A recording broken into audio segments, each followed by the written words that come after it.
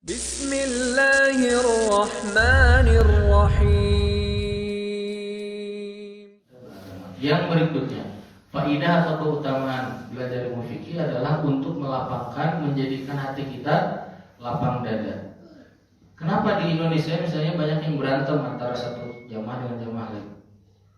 Padahal masalah apa? Urusan ijtihad fikih itu ya banyak ijtihad para ulama.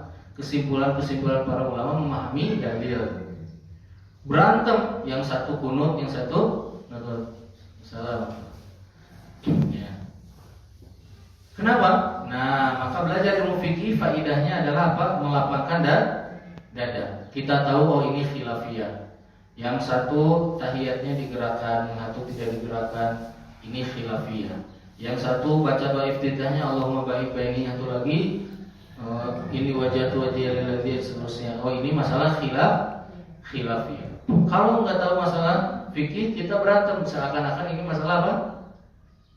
Masalah akidah, masalah yang nggak boleh berselisih.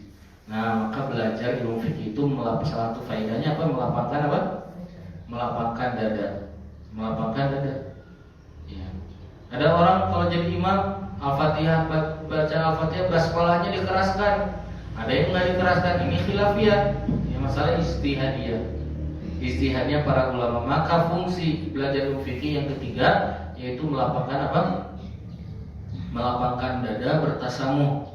Ya, kenapa kok dalam ilmu fikih itu banyak perbedaan? Karena banyak dalil-dalil yang samar, nggak bisa dipahami secara jelas kecuali para ulama berijtihad, mengambil kesimpulan berijtihad. Contoh, kata Nabi gini, kalau bangun dari sujud mau berdiri posisi tangan seperti orang lagi ngadon roti. Madhab Syafi'i, madhab Hambali, ya, madhab Maliki mengatakan ngadon roti itu pakai telapak gini ngadon tuh. Yang lain mengatakan enggak, ngadon tuh gini. Jadi kalau bangun gini. Dalilnya satu enggak? Satu. Beda nggak pendapatnya? Beda, karena ini masalah ijtihad.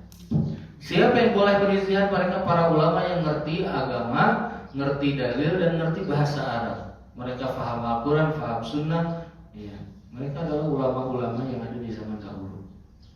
Nah, ini berarti beda apa? Beda pendapat. Yang satu mengatakan kalau wanita sama laki-laki sentuhan habis wudhu maka batal. Suami istri sentuhan batal. Kata siapa? Madhab Syafi'i. Kata madhab Hambali, enggak batal.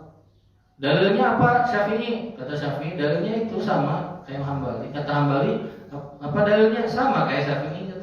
Di Al-Quran Allah berfirman, aula mastumun nisa, atau engkau menyentuh wanita. Kata madhab Syafi'i, nyentuh itu kulit sama kulit. Kata madhab Hambali, enggak, nyentuh itu maksudnya berhubungan suami istri. Khilafiyah enggak? Khilafiyah. Dalilnya sama enggak? Sama. Nah, kemudian kata madhab Hambali, hey madhab Syafi'i, ada loh hadisnya dari Nabi. Nabi itu pernah habis wudhu mau ke masjid nyium siapa? Aisyah, baru ke masjid. Berarti itu maksudnya berhubungan suami istri karena Nabi mencium. Kata madhab Syafi'i, hey Hambali, emang kalian tahu kalau Nabi nggak wudhu lagi di masjid? Aisyah kan yang meriwayatkan hadisnya nggak tahu itu hadisnya dari siapa riwayatnya? Aisyah. Kata Aisyah, Rasul mencium aku sebelum ke masjid. Emang Aisyah nuturkan ke masjid? Aisyah nggak tahu kalau di masjid itu Rasulullah wudhu lagi. Khilafiyah nggak? Khilaf. Nah, belajar fikih membuat kita berlapang dada. Membuat kita berlapang dada. Jadi ini pentingnya belajar ilmu fikih. Sehingga saya ulang lagi, ilmu fikih adalah ilmu yang mempelajari semua amalan yang zahir yang digerakkan oleh anggota badan kita, dan ilmu akidah yang menjelaskan amal batin. Nah ini mukadimah. Terus gimana cara kita belajar ilmu fikih? Karena kan ini penting. Nanti kalau bapak-bapak dan ibu-ibu sudah mulai belajar akan tahu pentingnya belajar ilmu fikih. Gimana cara belajarnya? Cara belajarnya ya bagusnya adalah mengurut dari mulai bab taharah terus bab salat dan seterusnya.